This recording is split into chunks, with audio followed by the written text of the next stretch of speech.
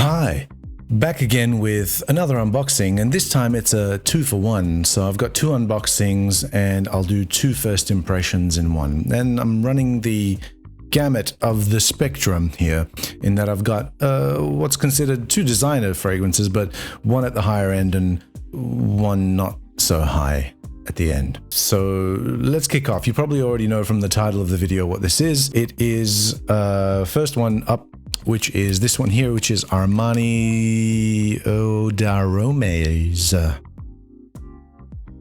Gee, I wish I said that right. It's Odaromes. It's got funny squiggles on top of the O, so I don't know how to pronounce that, but I hope it's Odaromes. Never mind. And then the next one I'm going to unbox is this one here, which is CK IN2U. It's the women's CK IN2U. So it's CK IN2U for her, not for him.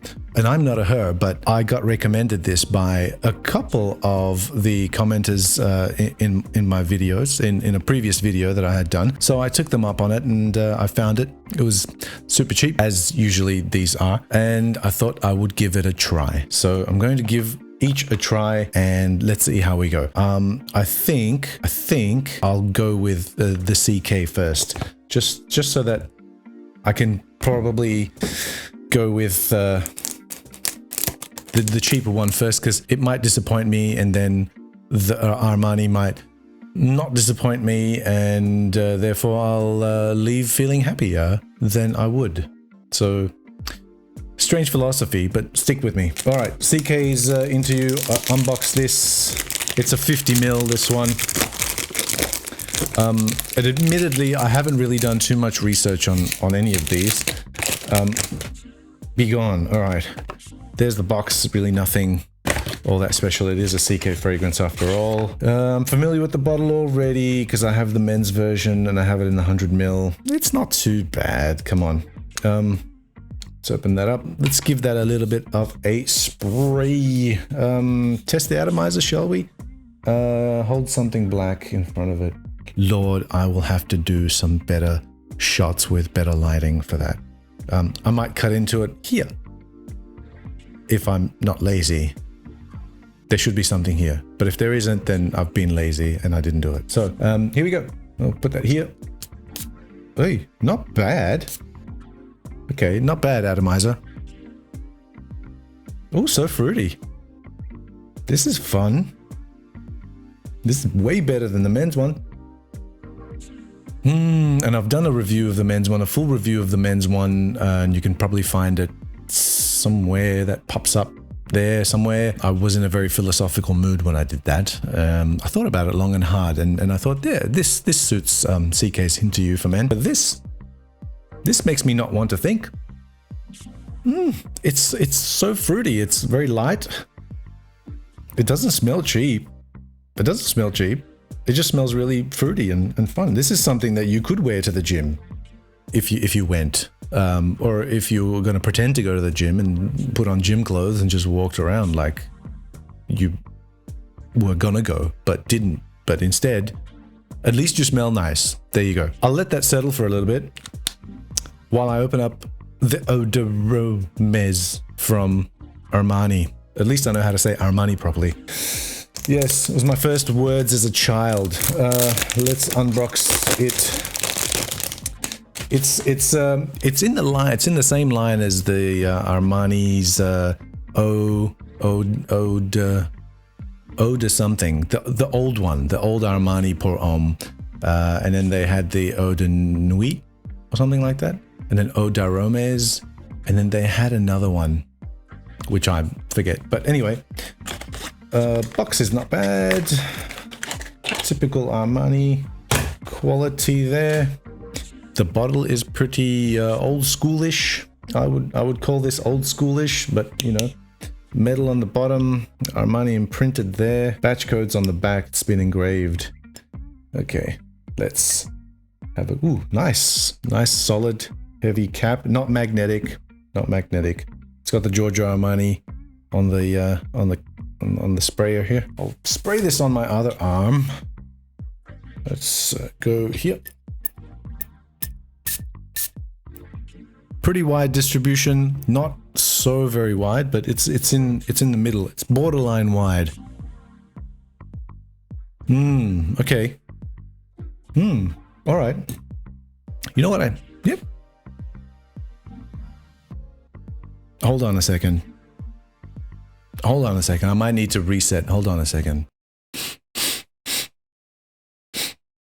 Okay, that's really weird. What is that in the opening? Really strange thing, like sour, like something sour in the opening. I don't know what that is, but I hope that fades away, and I hope that's just because I've opened the bottle and I haven't let it sort of breathe and do all the things that bottles need to do when you introduce air into the juice. I don't know, like the CK one, it's just fun right off the bat, right on the first spray. It's not super sweet, but it is sweet. It's kind of like a bubblegummy kind of sweetness, but it's, you know, it reminds me of bubblegum. Bubblegum is fun. You chew bubblegum when you're younger and have more fun. Yes, it's fun. Okay, there's a little bit of maturity coming through the back end here, and it kind of reminds me of the Hermes one that I've been eyeing for a while. This is the Eau de Merveille. If you've ever heard of that one, that is a beautiful fragrance. I absolutely love it. I just can't get used to the deep dry down of that one. The opening and the mid are just so airy. It's almost like you're wearing a liquid. It's like the sillage is made of like jelly kind of liquid around you. And that's what it smells like, the Eau de Merveille. And this smells very similar, but different. I think it's got more of a classy and a more masculine, dare I say it, undertone. And yeah, I was right. That sourness is sort of dissipated already. It's already gone. And you know, I wouldn't expect any kind of lack of quality here in an Armani fragrance. I generally have high expectations of those. Yeah, really nice. And I can sense what's coming in the base here as well. Really good. And I'm glad, because both of these were blind buys, as are pretty much 90% of what I do actually end up buying. So I'm glad that that's worked out. So yeah, there it is. I'm going to keep this really brief because I might come back to these later. You know, first impressions, how they usually go, because of the fact that when you do open up a brand new bottle and introduce air into it, there needs to be some kind of maturation process that takes place inside the bottle before you actually get to experience the real juice. Case in point, I bought, I don't know if it was last year, I can't even remember now, recently, the Pacha de Cartier Parfum. And I didn't like it. And for a very, very long time, I didn't like it. I came back to it once in a while, and only last week, and it's been pretty cold here, so it's appropriate weather, and I pulled it out and I thought I'd spray it. I thought I'd spray that, and I thought I'd also spray the Fahrenheit Parfum as well, which I did like, but I didn't think it was worthy to bear the Fahrenheit name or the Dior name.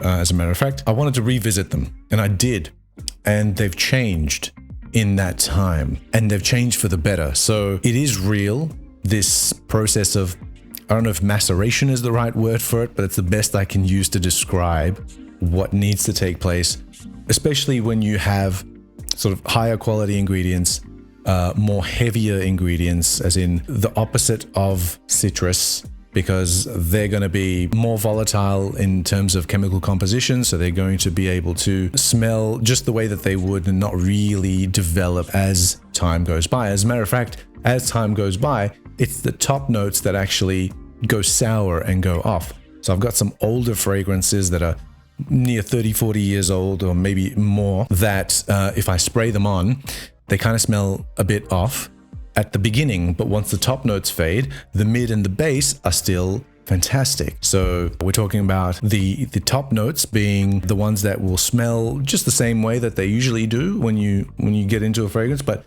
it's the mids and the base that will need to develop once you introduce some air into the bottle. So take that into consideration when you do a first impression. So that's why I'm going to come back to these, and I will come back to them.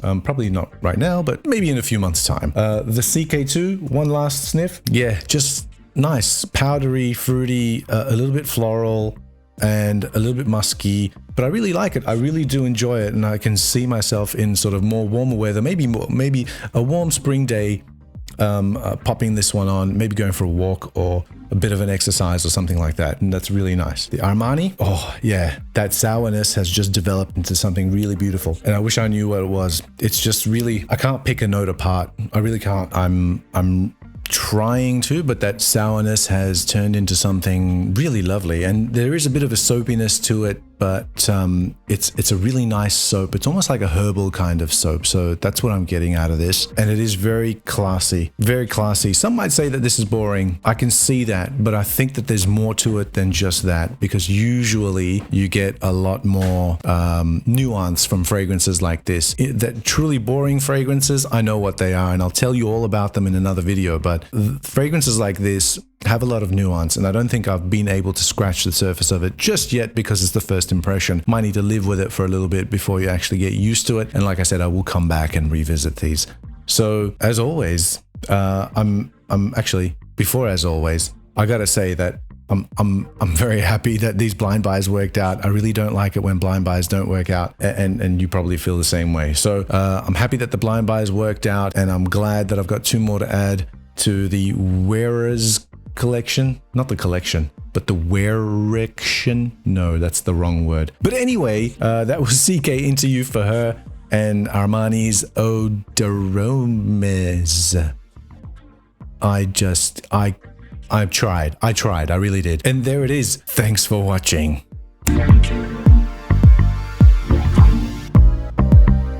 Watching.